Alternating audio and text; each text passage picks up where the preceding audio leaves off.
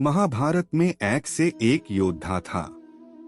कर्ण से भी महान योद्धा बर्बरिक था, लेकिन उसे युद्ध करने का मौका ही नहीं मिला।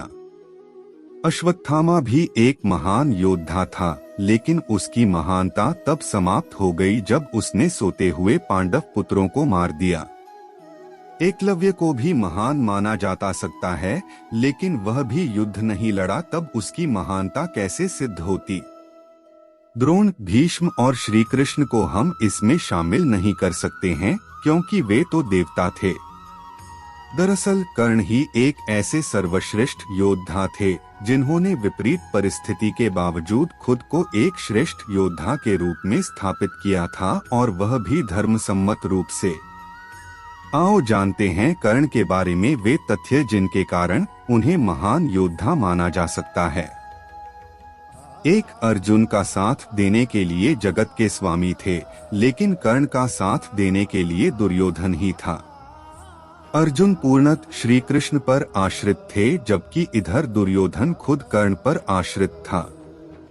दो, कर्ण को द्रोण ने वह संपूर्ण शिक्षा नहीं दी जो उन्होंने पांडवों या कौरवों को दी थी।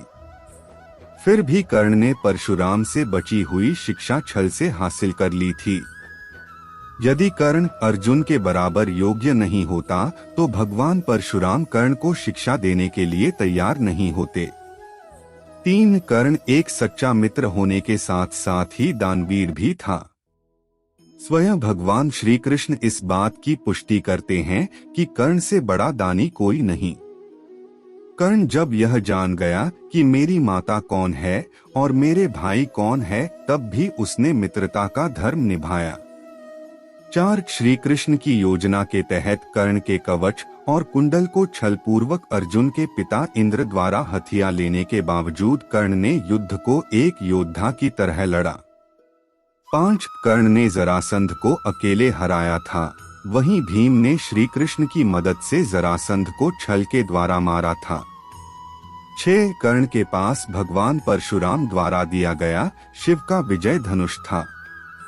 यह धनुष जिस भी योद्धा के हाथ में होता था, उस योद्धा के चारों तरफ एक ऐसा अभेद्य घेरा बना देता था जिसे भगवान शिव का पाशुपतास्त्र भी भेद नहीं सकता था। कर्ण को महाभारत में तब तक नहीं मारा जा सकता था जब तक कि उसके हाथ में वह धनुष था। 7, कर्ण ने कुंती को वचन दिया था कि वो उनके 4 पुत्रों की जान नहीं लेगा, लेकिन वह सिर्फ अर्जुन से ही युद्ध करेगा। युद्ध के दौरान ऐसे कई मौके आए भी जब कर्ण का सामना भीम, युधिष्ठिर, नकुल और सहदेव के साथ हुआ। वो चाहता तो उन सभी को मार सकता था, किंतु उसने ऐसा नहीं किया, क्योंकि एक योद्धा का वचन ही उसके लिए सर्वश्रेष्ठ होता है। 8, जिस द्रुपद को 105 भाई मिलकर जीत नहीं पाए, उसे कर्ण ने दिग्विजय के दौरान अकेले ही हराया था।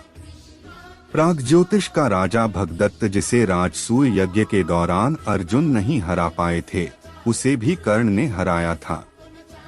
9, अश्वसेन बाण का संधान दोबारा न करना, यह भी श्रेष्ठता का प्रमाण है। अश्वसेन एक नाग था जो कर्ण के धनुष पर चढ़ गया था और उसने कहा था कि तुम मेरा संधान करो तो मैं वहां पहुंचकर अर्जुन को डंसकर अपना बदला पूरा करूंगा, क्योंकि अर्जुन ने खांडव वन दाह के समय मेरी माता को मारा था। लेकिन कर्ण ने अश्वसेन को इनकार कर दिया था। 10, जब श्री कृष्ण ने कर्ण को यह बताया कि तुम पांडवों के सबसे बड़े भाई हो, तो कर्ण ने कहा कि हे कृष्ण, मेरी मृत्यु तक पांडवों को यह मत बताना कि मैं उनका बड़ा भाई हूँ, अन्यथा उनकी लड़ाई मेरे प्रति कमजोर पड़ जाएगी। कर्ण की यह बात सिद्ध करती है कि वह पांडवों के प्रति किसी भी षड्यंत्र में शामिल नहीं था, फिर भी युद्ध के सामने योद्धाओं की तरह ही लड़ा।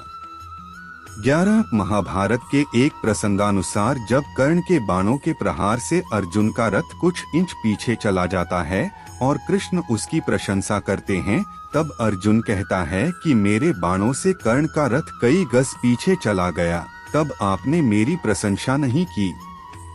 अर्जुन की इस बात पर भगवान श्री कृष्ण कहते हैं कि कर्ण के रथ पर कर्ण और महाराज शल्य बैठे हैं, परंतु तुम्हारे रथ पर मैं यानी भगवान नारायण और महावीर हनुमान बैठे हैं। तब भी कर्ण ने तुम्हारा रथ पीछे धकेल दिया।